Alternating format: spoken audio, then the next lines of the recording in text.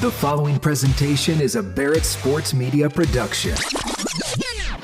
Recognizing the unsung heroes of sports media. I'm stuck in this pit, working for less than slave wages, working on my day off. This is the Producers Podcast with Brady Farkas. I'm the executive producer. Oh, you're the executive producer. And it starts now.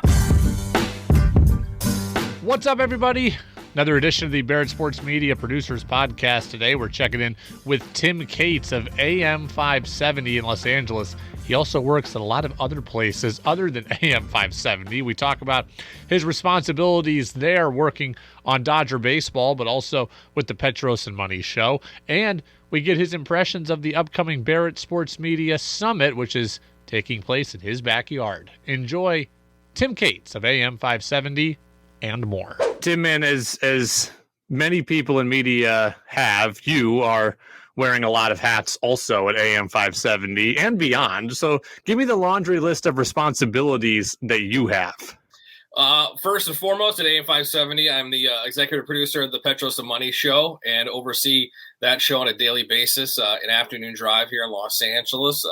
And then on air, I can put a different hat on, and I do pre and post game for UCLA football, post game for UCLA basketball. I do the pregame show for all Dodger games, regular season and post game. I do Getaway Dodger Talk. That's just at AM 570 LA Sports, as well as filling in as a host on the shows at the station. And I also work for Compass Media Networks and do their studio host for the Vegas Raiders. I do the pre-half and post-game show for the Las Vegas Raiders, and do the Big Ten tournament for them in basketball, which is coming up, college football, college basketball game of the week. So kind of do multiple things at two different places, and then love doing both. Do you ever sleep? No, as you can see from the bags underneath my eyes, I do not sleep. So with three kids, three girls that are growing up, one's in college, two are in high school. It's never ending for me at home, at work, but I wouldn't have it any other way. So in fact, just the other day, I had a day off. I literally had nothing to do. There was no UCLA game. There was nothing happening as far as work-wise for me. And I really felt like there was a void in my life. I literally, Brady, felt like I was the laziest person in America, trying to figure out something to do. I just had that itch to always want to be working. Well, talk to me a little bit about the production side of things first at AM 570. What's it like producing the Petros and Money show, and what exactly are your responsibilities as part of that show? Yeah, I joined those guys about halfway through their run, and they're about 15 years into their show. And I joined them after David Vassay helped launch the show back in 2007, I believe. And so when I joined them, they kind of had their own groove going. And those are two guys that really kind of know what they want to do on a daily basis, map out how they want to do things, have structure to their show, which is very important. I was a part of that when I took over. And since then, when we add things to the show, that is my responsibility, making sure we have opens and different things for bits on the show or segments that happen on the show, and booking guests and making sure these guys know what's going on, because sometimes they're not up to date on what's happening on everything, because they just sometimes don't see things happening. So my main thing is to make sure every morning on a group text or emails sent out what's kind of happening. Make sure they're aware that the Lakers, lost again, or we're on win watch for the Clippers because they can't win with Russell Westbrook, or UCLA, loses Jalen Clark to an injury over the weekend. Just make sure, Brady, they know what's going on, specifically in Los Angeles. Then we open it up to more of the national stories that are happening, but only the big things. We don't dive deep into what the Lions are doing in free agency, or for that matter, what's happening with Aaron Rodgers, because that gets dug into on the national level. Colin Cowherd and Dan Patrick and those guys, they do a great job getting into that stuff. We focused it on the local stories, and in my local, we even get into the Raiders because there's a huge Raiders fan base here in Southern California. So we start local. I make sure they're on top of what's happening there on a daily basis. We get a guest on, or two or three every day, to talk about what's relevant in those stories and what's happening. So that's sort of my day. Make sure the guys know what's happening, get a guest on for the show, and make sure production-wise we're ready to go. If they want to do a segment of calls or a segment of text, that Petros gives his phone number out and gives that out, and people text him with comments. So we make sure every on a daily basis we're ready to go for the 4-hour show. When you join a show that has, had a significant run like Petros and Money has, how long does it take you to find your voice in the room, or at what point do you feel comfortable coming up with ideas because you want to show your worth, but you don't want to step on toes? What's that dynamic like? Yeah, those guys, to their credit, welcomed me pretty easily. And, I didn't come in with a list of things that I wanted to put onto the show because it's their show. Their name is on the show. My name is not on the show. I'm there to make sure what they're doing and what they're creating and producing every day, they're happy with. And that's what they want. And ultimately, they're the ones that the ratings come out and their name's on that show. So I'm there to assist them, make sure everything is what they want to do, get the best possible guest on to help talk about whatever they're talking about at that particular time or help their story that they're talking about. But for the most part, I came in, those guys welcomed me, and I didn't need to do anything. I didn't need to come in and say, we're getting rid of this, we're getting rid of that. I want to do this, I want to do that. It's like, hey, how can I help you guys out? How do you guys do things? All right. If there was a way of doing something, maybe I tweaked it a little bit because I thought it'd be easier for all of us to figure out. But to David Vassay's credit, he was there to help launch everything. Matt's a very creative guy. Petros is a guy who's very creative on a daily basis and is always thinking 24 hours about what can do for the show. I'm constantly getting text messages and emails from him with, music I want to play for a certain story or a certain idea. Or did you see this on Twitter? The Giants announcer blasted the Diamondbacks recently. He called them a Bush League Major League team for something they did during spring training. I didn't see that, but he found it. And so now we're going to get into it later today. So both those guys are always thinking. Both those guys are always hands-on every single day. And they listen.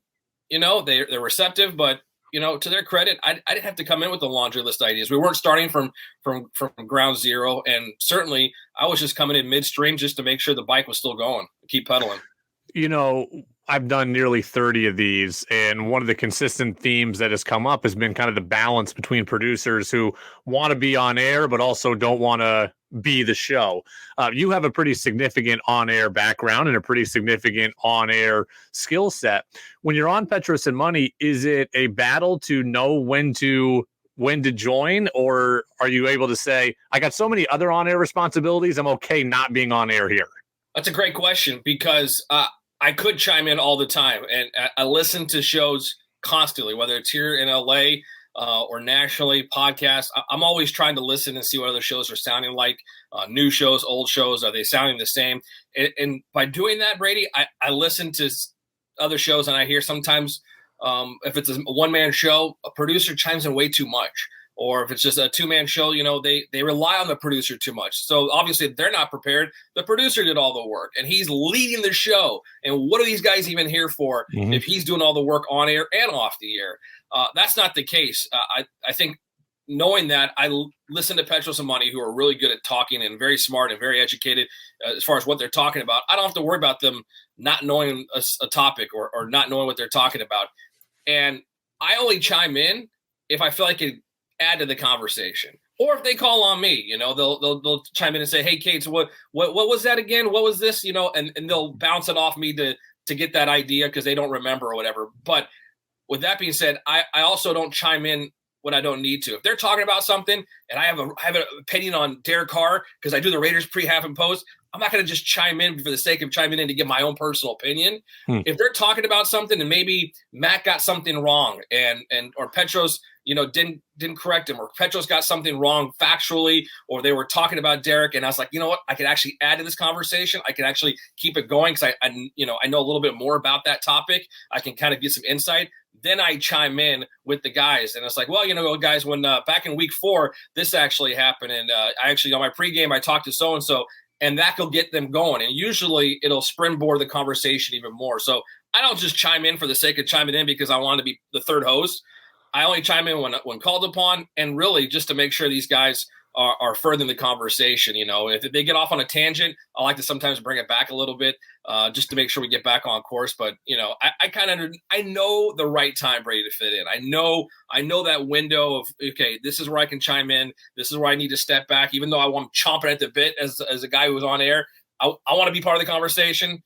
I have to step back and realize it's their show. Let me just help their conversation go forward. Here on the East Coast, we have a perception of what West Coast radio is like, right? We think of it as a little softer, not as angry. What exactly is the tenor of West Coast LA radio? I think the fans are as passionate as Are you calling for everybody to get fired 2 games into a season like they are here on the East Coast? No, the fans are. The hosts aren't, because I think the hosts realize, and that this is just my opinion, I think the hosts realize if a new Darvin Ham comes in with the Lakers aren't firing him after 5 games. The Lakers aren't going to fire him after half the season. They get to the All-Star break, under 500, AD's been hurt, and LeBron is load managing and hurt sometimes. They're not going to fire the guy, even though the fans want him fired. That's unrealistic. So we're not going to sit here and talk about fire Darvin Ham and bring in somebody else or get rid of Rob Pelinka. It's just not realistic. So the fans may want it, and I think the fans are just equally as passionate. I mean, the Dodger fan base is as passionate as any fan base out there. I'll put them up against anybody.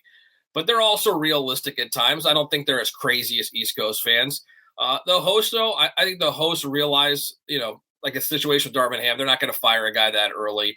They're also not going to be as critical. I've learned that the host out here, if a Chip Kelly is, not getting it done after 4 years at UCLA, you're not going to have hosts saying fire Chip, and a huge rally to get rid of Chip Kelly and bring somebody else in. They'll just be upset with them. Maybe they'll call him out on the radio, say things about it. Maybe it's time for a change. It's just an example, but the hosts aren't as rabid and getting out there and calling for somebody to lose their job. I think that's the biggest difference. But the passion is equal, no doubt about it. I mean, I know the fans on both coasts are passionate about their teams and want them to win, and are sometimes crazy about firing people and trading players and cutting guys. But you have to live in reality sometimes. The Barrett Sports Media Summit is heading out to LA here in the next couple of weeks. Will you be in attendance?